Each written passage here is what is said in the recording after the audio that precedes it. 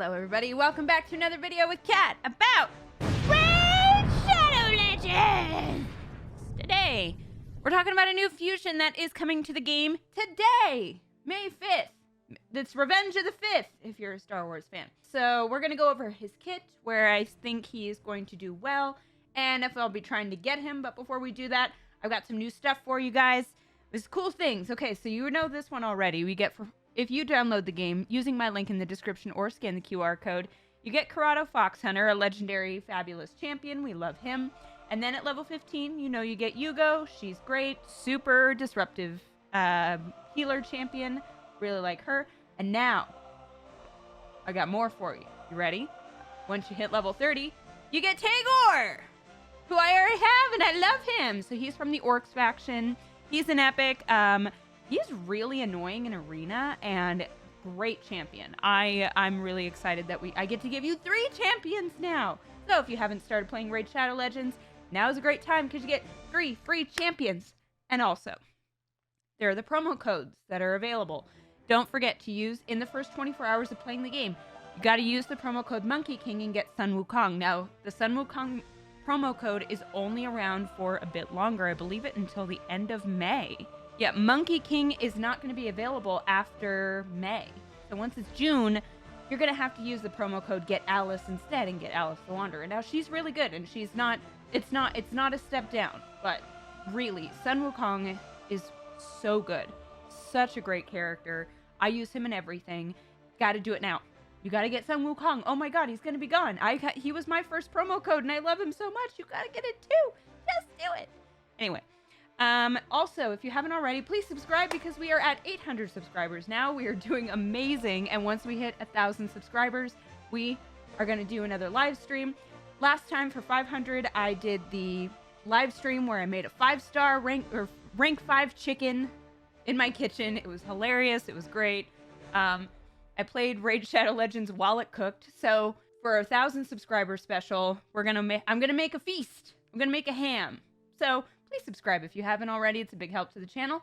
And let's get into talking about the cool stuff today. So, our new guy is Ishyama the Immovable. Ishyama? I don't know. Is she? Ha!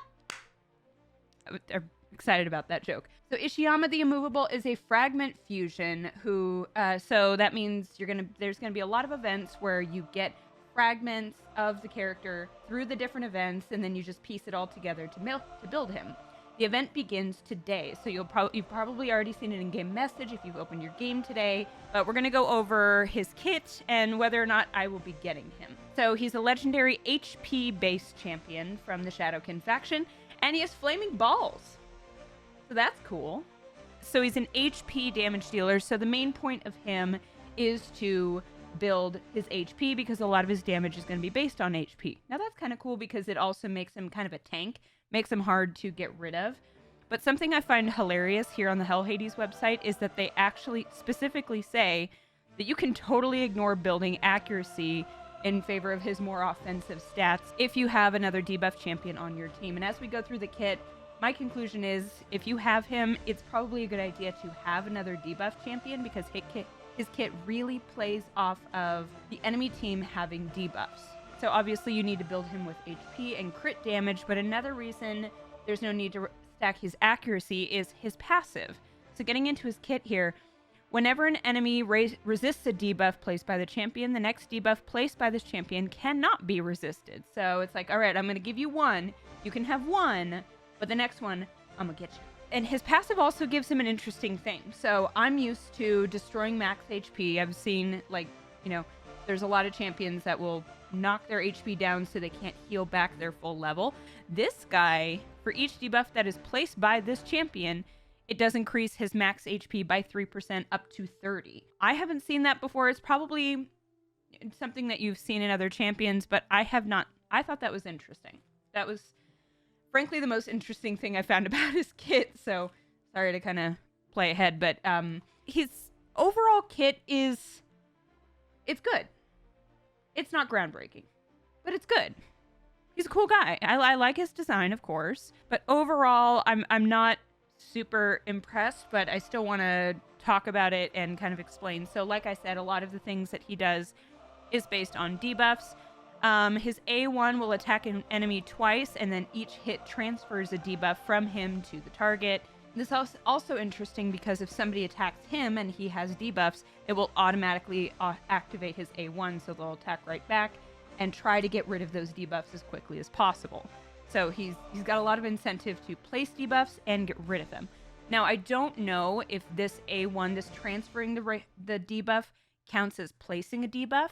So I don't know if that counts for his passive. If it does, super helpful, and that works really well. But I'm not sure. His A2 is a debuff placing AoE, 75% chance of placing fear, and a decrease crit damage, and a decrease crit rate on all enemies for 2 turns. Now, if those enemies are already under 2 or more debuffs, then the debuffs he's trying to place cannot be resisted. So if they've already got debuffs, congrats, here's some more. So that's why it's another major reason that I think it's be good to have another debuffer placed on the team with him, because if you already have those other debuffs placed from the other champion, then it's more likely that he will place more, and then that activates his passive and it works a little better. So I could really see him working in conjunction with another debuff placer.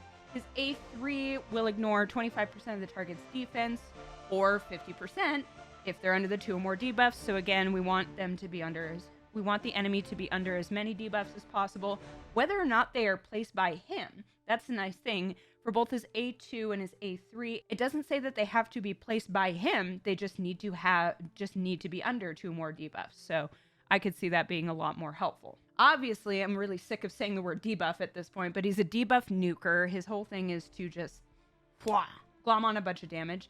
And he seems to be okay in most places. From what I understand, he is designed as an arena champion. He's not rated super high for arena, not for something I'd expect from a fusion champion.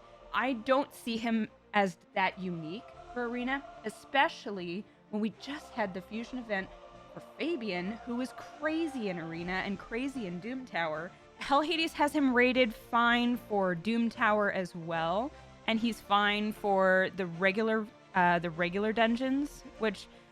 So here's what I would say. If you started the game and you didn't play, if you didn't get Fabian, and you don't have some of these major characters, I think he's worth going for. He's this is gonna sound mean. He's a good starter fusion. Like, if you haven't done a fusion event before, this is gonna be... He's a good starter. Just get used to what a fusion event looks like. I think he's useful, especially in an early account, but overall, I think he's pretty lackluster compared to the other recent fusions. I am probably not going to be trying to get him. I frankly, I need to recharge. The Udex Artor Soul event that was enough work for me recently, and I honestly didn't put that much effort into it, but it was still enough. The other thing is Clan vs. Clan is starting tomorrow, so that's going to be my main priorities, especially since it's personal rewards. So I have a lot of other champions that are much higher rated and much more important for other things in the game. He doesn't even have that high of a Hydra rating, so, and we all know that's what I'm working on as much as possible. So overall, he is not a champion I'm going to be trying hard for, but I mean, if you do, go for it. Like, why not, man? If you enjoy it, absolutely go for it. It's just not, he's not somebody that I'm going to be working really hard for. And I think that's kind of disappointing. I mean, I always had this idea about fusions. I've always seen like all of the fusion champions to be really interesting. And he has an overall 3.5 star rating compared to 4, 4.5, 4, 4.5. All the ones from this year so far have been really good. Everybody, like, do what makes you happy. If you're going for it, why not? If you're bored and you want to, go for it. I just have a lot more important things to do. I need to make sure my Fabian is built up. I'm ready to start working on Udex Artor once I unlock him, because I'm not going to unlock him until tomorrow, so I can get my clan versus clan points. Hopefully you haven't done that already, but actually hopefully you have, because then my clan will have more points. But that's everything I have. Thank you guys so much for being here. Comment below, what are your thoughts on Ishyama? Are you going to be trying to get him? Are you seeing things in the kit that I'm not seeing? What do you think? Thank you guys so much for being here. And don't forget, if you haven't already, scan the QR code, click the link in the description. get yourself a Corrado Fox Hunter, who is a great champion from the Shadowkin realm. Yugo, you will get at level 15, and she is super helpful, super good. And then Tagor, you'll get him once you hit level 30. Don't forget, now is a great time because now there's 3 champions that you get for free. And use a promo code Monkey King and get Sun Wukong before the end of May. Thank you guys again so much for being here, and I'll see you in the next video.